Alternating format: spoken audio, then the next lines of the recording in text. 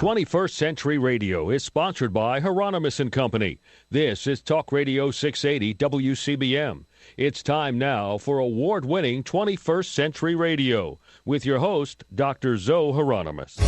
Everybody needs a helping hand. Take a look at your fellow man and tell me what can I do today? 'Cause everybody needs a helping out. If that ain't what it's all about, tell me what can I do?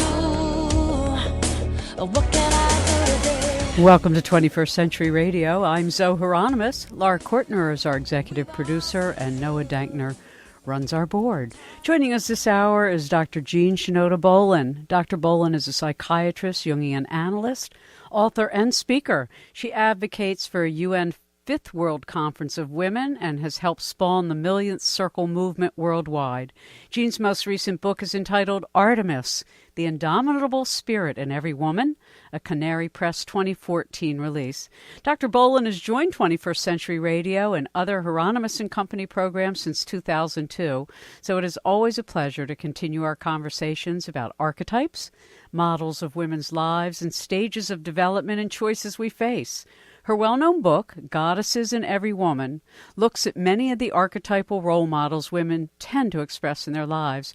Artemis, said in Jean's book by Isabel Allende, is, quote, emerging in the popular culture as a new source of strength, power, and integrity. She is the protector of life, the activist who never gives up, the idealistic heroine who cannot be subdued, unquote. Thank you so much for joining us again, Jean. Real pleasure. For those who might not be terribly familiar with archetypes and the work of Jungian psychotherapy that you've been really so much a part of worldwide, can you explain to us what it is and how archetypes function in our lives? Well, most of us are pretty familiar with the Greek gods and goddesses or their Latin counterparts. So Artemis was Diana in Latinish.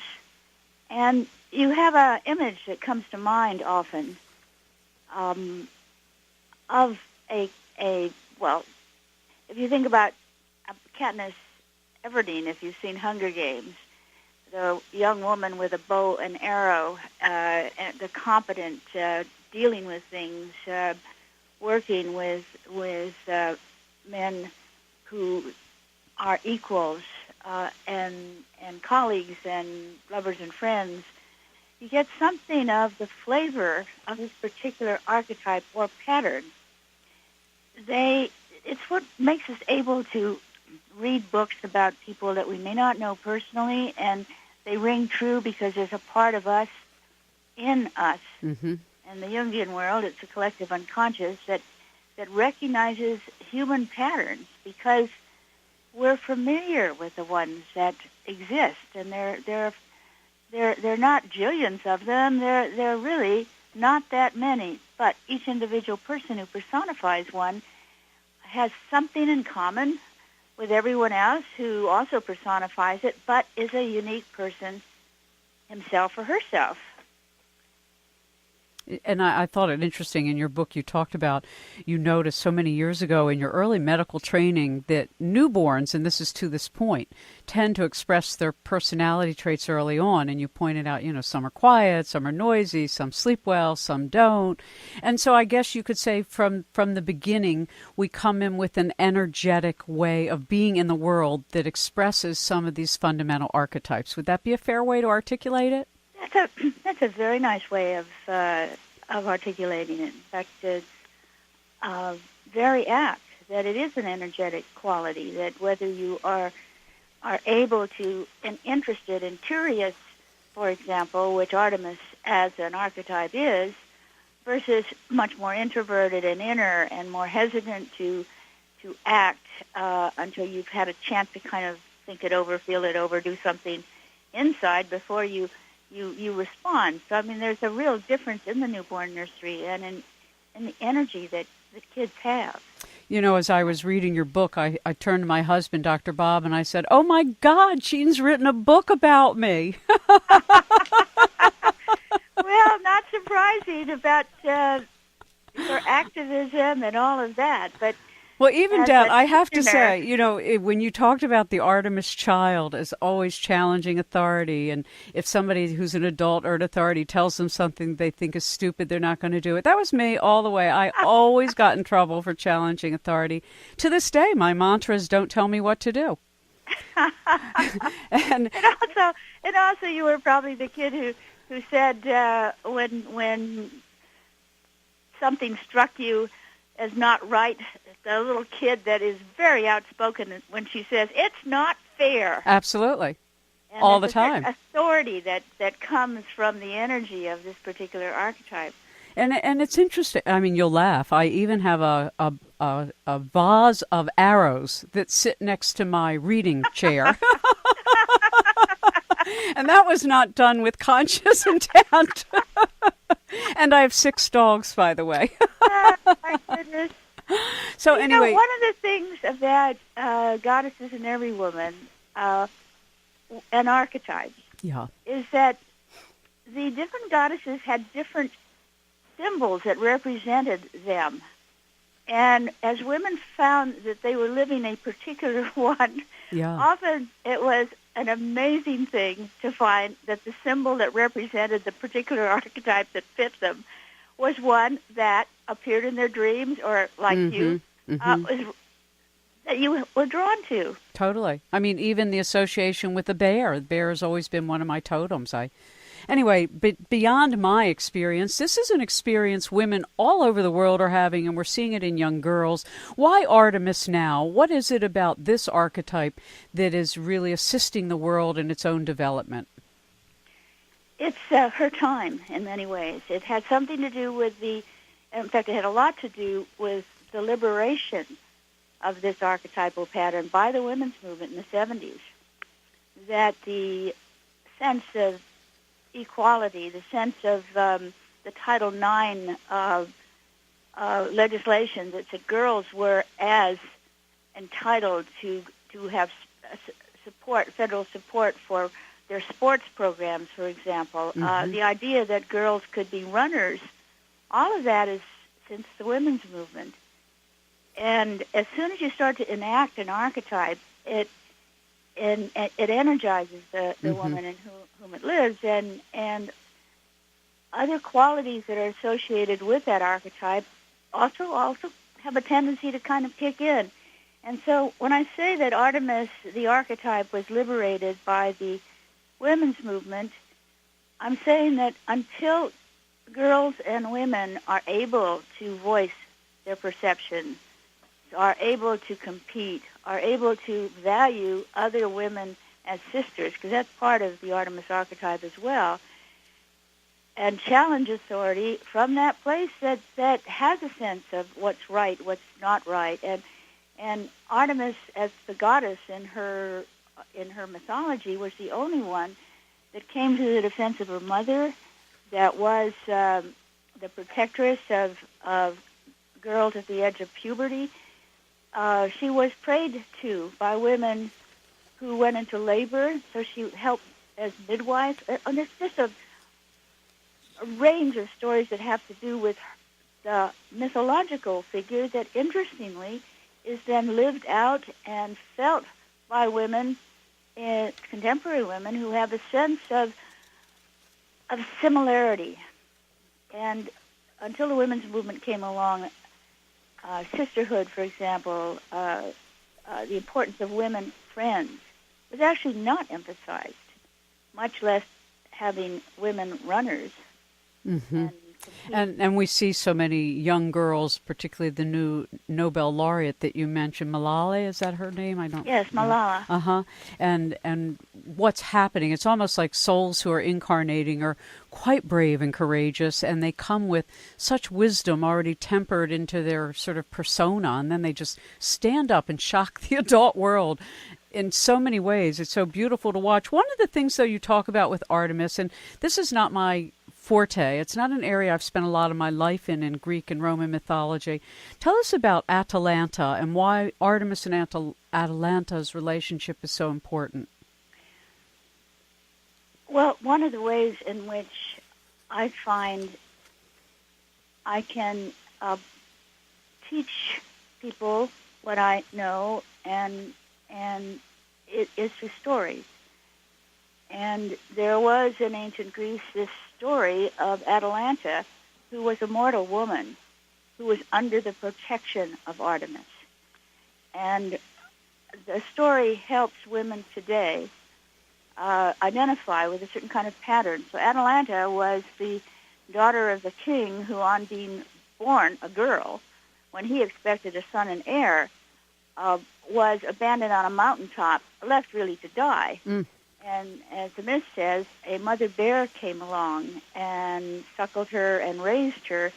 And this whole image is of girls who are raised by nature, who find in nature the support that often they didn't have in a dysfunctional family. Many an Artemis girl who had a weak mother, an alcoholic father, nobody at home, the kind of solace, support to be who she is, and also to kind of grow into a mystical side that is part of this archetype, would be to be at home in the woods, or to be at home in a stable with horses, or would be out there with her dogs. The images of the goddess images and the kinds of similar experiences that support someone who is, say, unwanted, thrown out, in some way rejected for who she is by a culture or a family. She, like Atalanta, who then was at home in the wilderness. And that's such a metaphor, too, because we who are Artemis women are curious and like to be off the beaten path. Yeah. Like to explore ideas, like to explore travel, like to find our own way, make our own trails, and not just be put on the broad road of expectations and do what we're expected to do.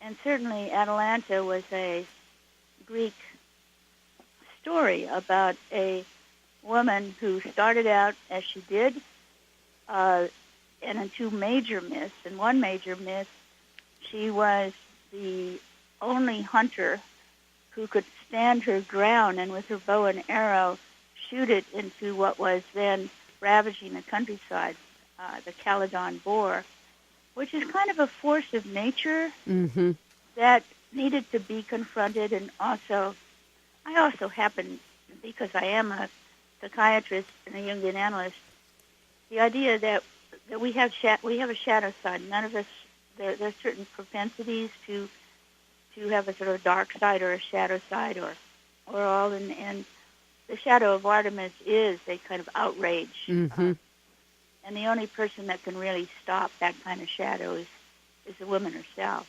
It's so interesting. You went so far as to talk about the Caledon boar syndrome, that, and quote, it shows up where there are not enough trees and too many people. That equals global warming. You call it the Caledon boar effect. That is a profound insight. If you could explain that a little further.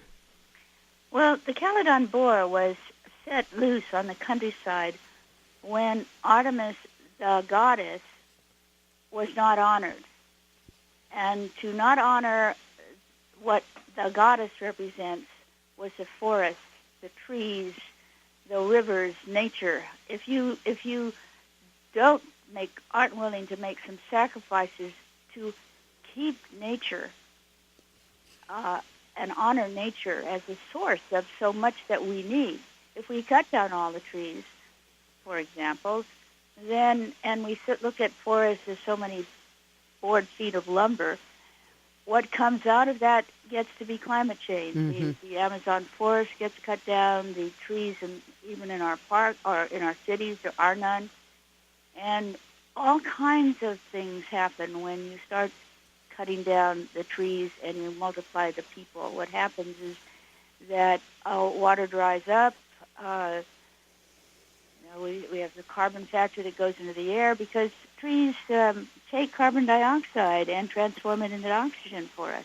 Essentially, if we have trees around, what we breathe out, it uses and creates oxygen for us to breathe in. And we're we're in a relationship with nature, much as a baby in the uterus is with nature. I mean, Yeah, I totally agree with you, and have spent my whole life also as an Artemis figure, working in the environment and with animals and stewardship and all that. And I remember it was Lester Brown one year when he and I spoke, founder of the World Watch Institute, and we were talking about how you can judge the wealth of a nation, and he said it's quite simple, actually. You look at their tree line and the literacy rate of the women. And that was the simplest barometer to know if that nation was going to thrive or be totally immersed in poverty. And I thought it so appropriate to this moment with all the work you've done for the UN, the 5th UN World Conference on Women that you hope to occur, and your beautiful book on trees, Like a Tree, how trees, women, and tree people can save the planet. So I thought that his observation and the way you live your life are like saying the exact same wisdom. We're going to take a little break, and then we'll be right back. Our guest is Dr. Jean Shinoda Bolen. You can go to her website, www.jean.bolen.com. A beautiful book, Artemis, The Indomitable Spirit and Everywoman, a Canary Press 2014 release.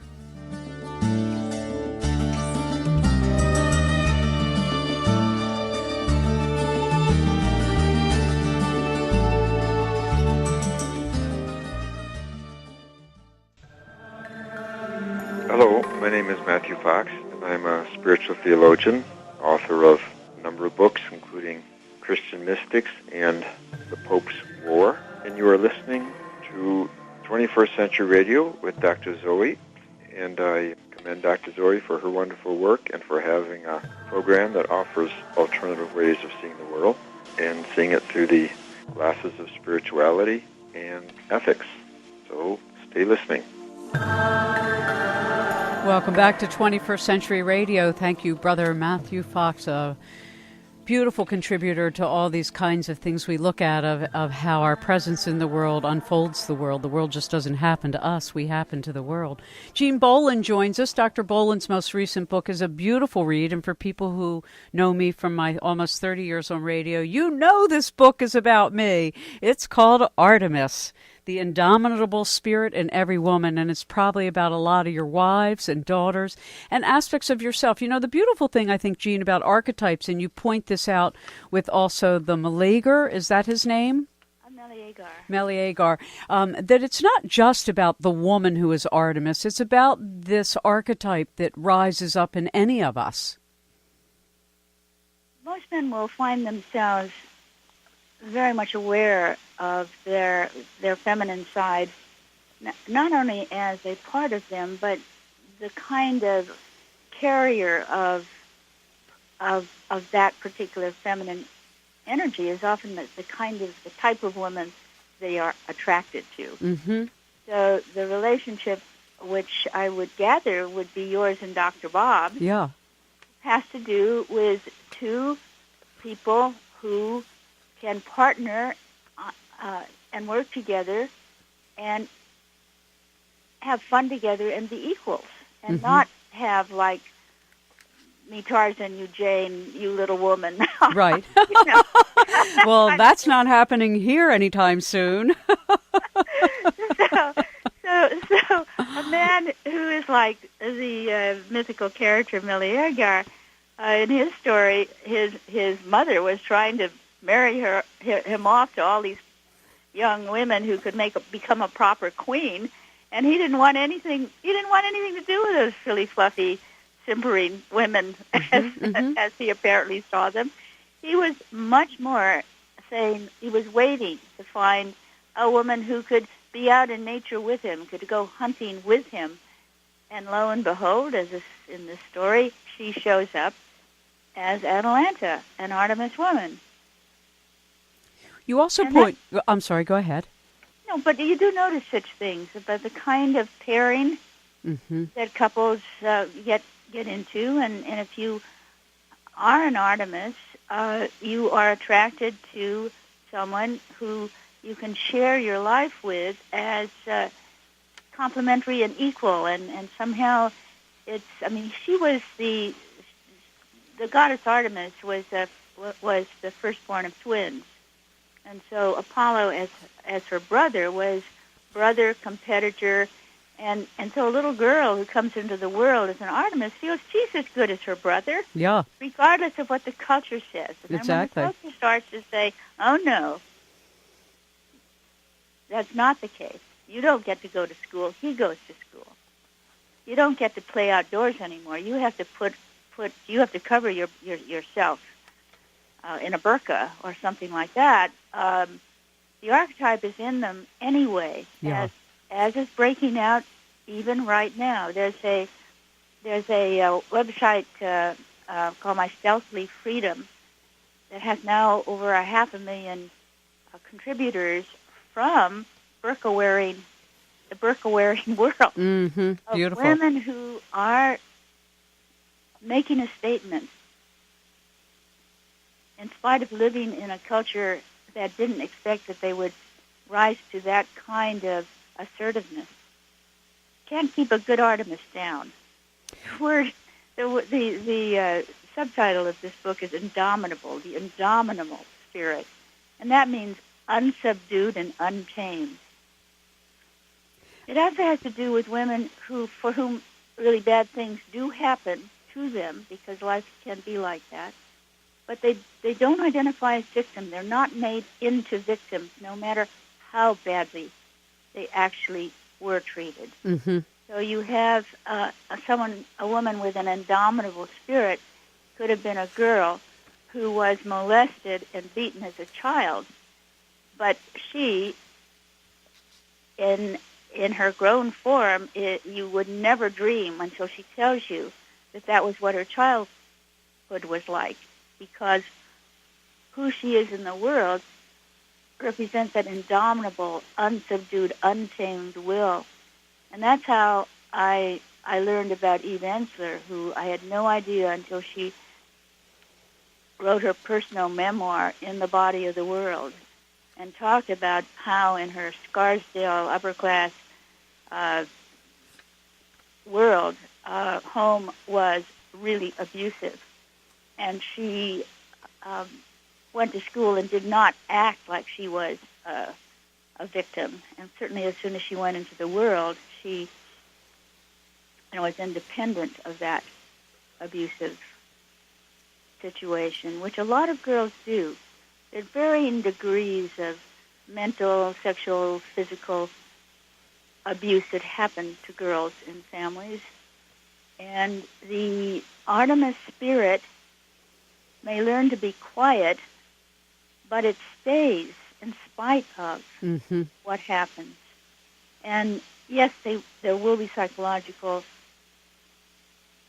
problems that come up, and I've seen women who certainly had childhoods that were far from ideal. But how they are in the world, until they're going to therapy or are brave enough to write a memoir, you have no idea that she could be who she is in the world in spite of what happened to her as a child.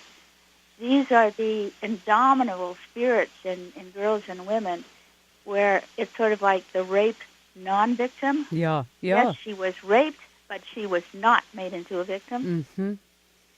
Mm-hmm. And it so expresses the impact of patriarchy on our entire civilization. And you point out, even when you look at these archetypal mythologies, that the Roman culture was violent from the start. And much of the mythology is extraordinarily violent, and patriarchy is extraordinarily violent and suppresses, the capacity of all of humanity. I loved the quote that you use on your newsletter and in your book from The Little Prince, quote, "One sees clearly only with the heart. Anything essential is invisible to the eyes." Oh, I think that's so true. It's so beautifully said. What a beautiful line.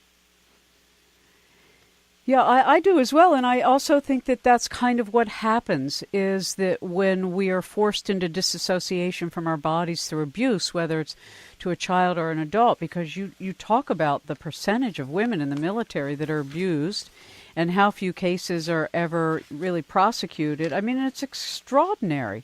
It is, but it's also in the midst of change. which is amazing. Like the New York Times news magazine today is talking about how college students are taking workshops in teaching the young men and the young women that it's about saying yes. That in California we've passed a new law that says sexual consent involves both people saying yes or being, unless you get a yes. Right. Rather the colloquial, that no means yes. Right. Yeah, right. It's extraordinary. I mean, the numbers, for those that don't know, you write in your book, the annual Department of Defense report of 2012, there were 3,374 reported cases, and those are the only ones that are reported, cases of sexual assault, and only 238 convictions. And if you complained, you had to complain to the commander above you, and sometimes that was the person who was actually the abuser. Yeah. Or so that the idea of having an independent assessment, legal assessment, not in the chain of command, is one of the things that hopefully is in the process of being implemented. But it's also the idea that you change from the bottom up. I mean, you've mentioned that I'm an advocate for a UN Fifth Women's World Conference. The last one was in Beijing in 1995. And what I am seeing increasingly is that unless there is a bottom-up as well as a top-down addressing a problem, nothing happens. Mm-hmm. And so the UN is looking at Beijing's Platform for Action, which is remarkably, it's a remarkable program.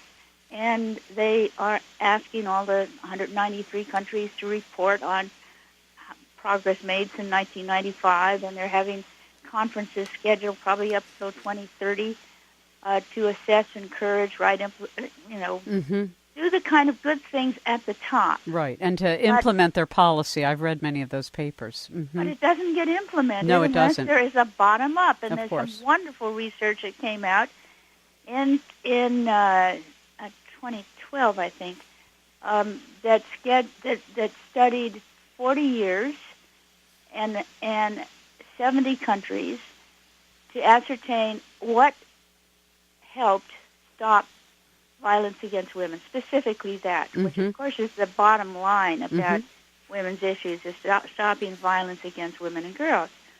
Well, they found it didn't make any difference whether you were a third world country or a first world country. It didn't matter how many women were in their parliament. It didn't matter if the government was liberal. All that mattered was an active feminist movement on the ground. Mm-hmm. And that's why a World Women's Conference that had brought 100,000 women to New Delhi was the first one since we had all this internet and cell phones and all this stuff. And the reality, what I find is American women are unaware of the status of women and girls all over the world, and that when we hear about it and learn about it, we have the capacity to imagine that it could be us. But for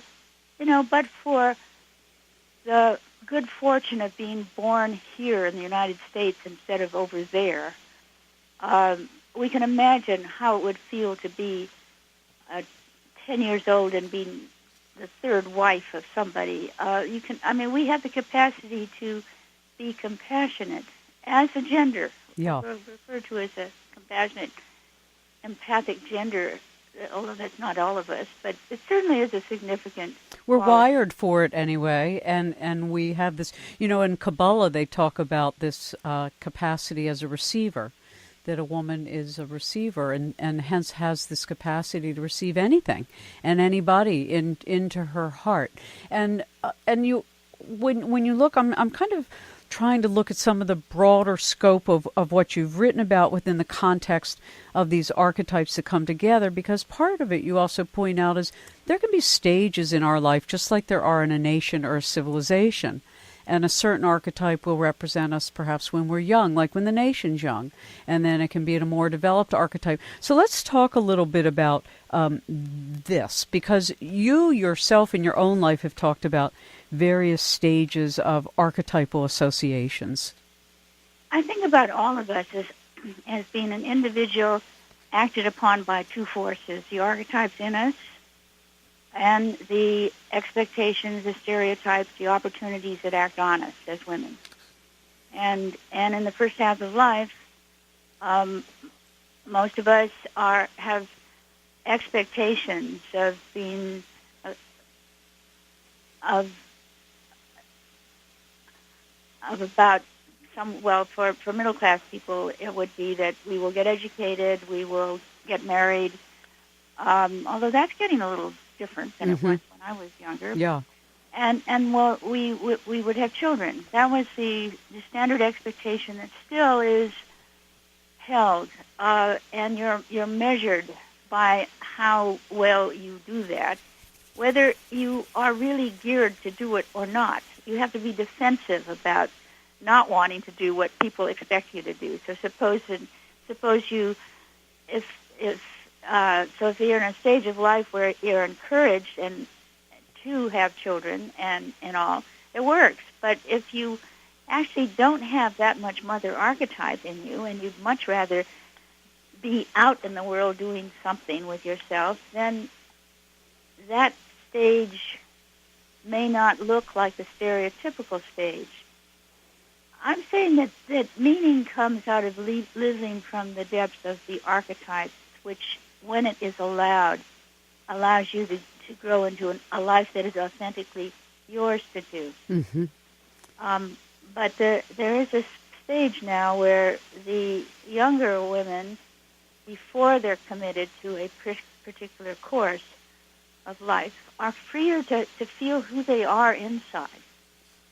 And then if they make choices that have to do with making commitments for maturity's sake, actually, you end up then having so many responsibilities to others or to your work that a certain level of creativity and inner life is not exactly something that you have time for. Exactly. And so it's in the last third of your life often that you can bloom as an individual, that you can take the experiences that you had along the way, and you can stop. I think there's something lovely about the word pause in menopause. I vote for that. Or men. You can pause. Yes, exactly. And this is a time when you can do a poet Mary Oliver thing, and you know that line from her poem that says, "And what do you plan to do with your one wild and precious life?" Exactly. Well, interestingly enough, it's at that point that you're most likely to be able to think about the question rather than when you're quite young. Yes, exactly. And as I always joke, menopause has a book, and it's called No.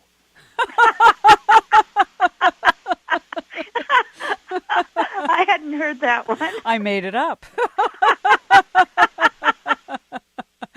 We'll be right back. My guest is Dr. Jean Shinoda Bolen.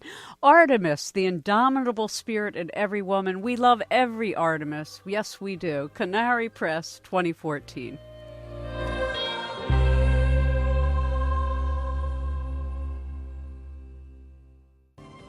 Hello, I'm Catherine Ravenwood, author of How to Create Sacred Water, a guide to rituals and practices, published by Inner Tradition, Bear and Company. You are listening to 21st Century Radio with Dr. Zohara Hieronimus. I hope you enjoy the show and all of her wonderful guests. Please read my book and send your prayers to the water. Thank you, water, for your gift of life. I see you clean and restored. Amen to all good things with water. Remember, water amplifies any message we put in it. If we say, I love you, that can certainly help Gaia's body hold it together while we come around to our sanity as a humanity. Hey, I like that. That could be a song. Come around to your sanity as a humanity. If you know the guest we have on right now, you will be a winner of her book, Artemis, The Indomitable Spirit and Everywoman, a Canary Press 2014 release.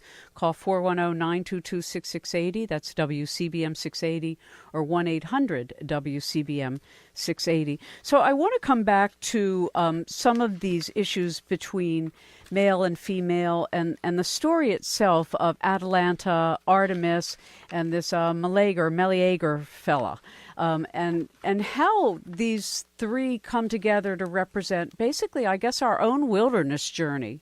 And it's about all of us coming back to, I feel, our reverence of wilderness. Well, there's reverence for wilderness and a mystical sense of it. One of the things about Artemis as a goddess of the hunt, and that's that bow and arrow side of things. It's also the ability to focus on a goal of your own and aim for it. So that's a quality of the archetype. But the other was that she was goddess of the moon. And when you see things by moonlight, it's not the same as the black and white either or. It's much more into the kind of way things look beautiful in moonlight, and how there's a sense of oneness. Yeah. And how at night it's the vastness of the sky and the beauty of the moon that moves you. Well, that is part of what touches men and women who go into the wilderness. It often starts out, as it did for me, as a girl of 8, 9, and 10 going to summer camp, where away from the city you actually see the stars and the moon clearly. First time to see the Milky Way for me was going away to a camp up in the mountains and seeing that. Well, not everybody is moved by being in nature. Not everybody feels that a sense of being at home in the beauty of nature. But those men and women who do have it share something in common, and that would be this pattern that we call archetype. And so the story of Meleager, Atalanta, both as representing a certain egalitarian relationship, which is so typical also of the archetype and the goddess, and being at home out in nature, much more than in the castle, as in this particular story. That is something that men and women who share this kind of quality know from an archetypal play. And it's interesting because for those of us who do embody this, and like myself and yourself and my husband and many people in our audience who have been so actively involved in, restoring the earth and restoring right relations and standing us up where we belong as balanced humanity, it's a day-by-day effort, as you know, because you can make progress in one little issue that can be undone the next week. But as you point out, this indomitable spirit is the part that is that part you don't see with your eyes. So I'd like to talk for a moment, if you don't mind, about, call it what you will, the Great Spirit, the Holy Spirit, that which allows any one of us to pursue something that comes to us intuitively, like you do Cheryl Strayed, author of Wild, From Lost to Found on the Pacific Crest Trail. How does this work in our lives, and what does this have to do with archetypes? One of the things about human beings that I think makes us different from all other species at a time when we're learning how much DNA we share with all other species is a sense of the numinous, or a sense of awe, that humans can be affected by a sense of the vastness of the universe, for example, and have a sense of awe. Human beings have always worshipped something or other. So it seems like, regardless of our theology, over which we have all kinds of awful things happen, and wars and things, there's an inherent something at the soul level in human beings that has a sense of awe at divinity, and also an awareness that whatever divinity is much larger or more vast than we can ever really know, but we can we can know it as an intuition, as a feeling, as a sense of awe, and that we have in common. So if we're talking about, the Native American would say that it's the great mystery. I like that. Mm-hmm. I like the idea of the Tao, which helps explain synchronicities. That when synchronicities happen, you have a feeling that you're linked to a non-logical world, that you live in a universe that says, as Einstein asked, that is friendly. And so there is in the activism of that I speak of, the archetype of Artemis, behind it also a sense of oneness that is not particularly necessarily religious or not, but it does carry the sort of mystical side. And the organ of mysticism, when it has to do with things you love, and I think deep religion, deep theology, deep spirituality that does not divide us, is about a deep sense of love. Mm-hmm. And so that which we know from the heart, in fact, one of my ways of being an activist at the UN is I actually call it heart-connected activism. Who are my allies in what I'm doing? We have a bond. We know we are doing what we're doing because this is who we are and we're going in the same direction. And it's different than a political ally that we can kind of use each other or something like that. Mm-hmm, mm-hmm. That's not heart-connected activism. Mm-hmm.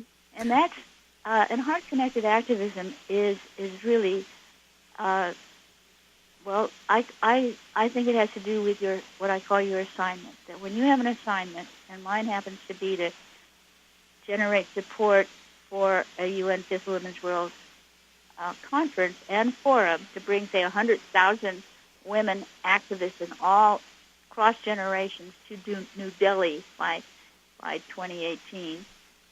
In order that they can bond with each other and form heart-connected alliances mm-hmm. and support each other personally as they support the causes. I'm saying that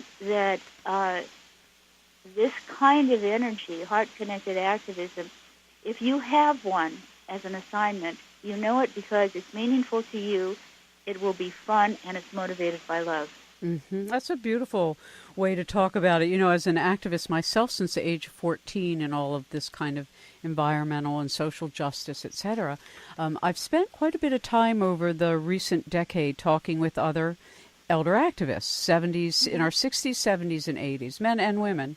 And we've talked, in fact, almost every time I have a nonprofit on who's involved in saving the wolves or in protecting a river or in restoring clean air or stopping fracking or undoing GMOs and restoring our seed bank, et cetera, we've talked about how when most of us were younger activists, there was a great deal of rage, which is what you talked about in the underside of Artemis when she doesn't get her way, male or female. There can be a lot of rage that comes out at the target and with great enmity. And it took me a long time of doing this rage against the machine before I appreciated that, A, it didn't work, B, it empowered the opposition, who were mostly men, I have to say, that I was great because they were the ones with the power and still are for the most part, and C, it was tearing me apart and burning me up inside. And so as I matured and got older, I came to this awareness that you speak to, which is, I love your term, heart-centered activism, that it had to be from a place of compassionate love, even for those that are doing the most destructive things to our earth and to women, etc. Because without it, there was no way to find any love in it, and all it is another form of war. That's true, although what I emphasize with an assignment is that what you want to save or what principles you want to serve is because you love that which you want to save. Exactly. I don't think in my particular activism I need to spend very much energy in loving my enemies that are, I don't even perceive them as enemies, the people who just are doing things differently and don't get it. Yeah. But it means that I don't want to necessarily spend a lot of energy either being angry at them or trying to convert them. Now, that's another really important point that has come up in all these discussions, is we all feel like we're at the point in time on this planet that it's not about convincing non-believers anymore. It's about coalescing all of us who know how to do the right thing for all the right reasons, and that time of trying to convince the non-believer that we're one, that there's non-local consciousness, that saving the earth matters. I mean, the most obvious things to most of us, that it's no longer an issue. And I think you're very right, and I think this is very new arrival. I also think, and this is what started me at the UN in the first place, was a little book called The Millionth Circle. That's where you and I first met, by the way. I interviewed you on that book. How to change ourselves and the world. I think every activist should have a strong circle. Every woman activist should have a strong circle of women, sister, friends, with a spiritual center. Mm-hmm. That you go into the world knowing that they have your back, in the sense that they know what you're doing in the world, they support it, and they will add through meditation, visualization, prayer, however they engage the invisible world in support for making visible changes in the world. Mm-hmm. They do it. Now, I do bring that element through the Millionth Circle, the whole sense that it's circles that support and add up to the critical number, tipping point, and that there's a spiritual component to this particular form of activism. So when we look down the road at our lives, you also point out Hestia, and I'm so glad. I'd like to just make sure we mention Hestia because I love her too. So talk to us about Hestia. That means that you are nourished by solitude. Yeah. That Hestia doesn't have myths and images and statues to her. She was considered present in the fire at the center of the round hearth. Mm-hmm. She illuminates and warms everything around her. So the simple act that women naturally do when they meet in circle is often to light a candle in the middle of the circle. Yeah. And what they're doing without knowing the archetype or the goddess is that they are putting that symbol of Hestia, the goddess of the hearth, the goddess of the temple, she who made the space sacred, mm-hmm. in the center of their circle. How interesting. Yeah, I light candles all the time. My husband will walk in. Why are you lighting a candle? It's like, what in the afternoon? Well, it makes me feel really good. What a pleasure. Your work is so beautiful, and your wisdom is just so sweet, that I want to thank you, Jean, for all that you do for all of us, male and female, animal and tree, that, the addition you bring is just such clarity and such love.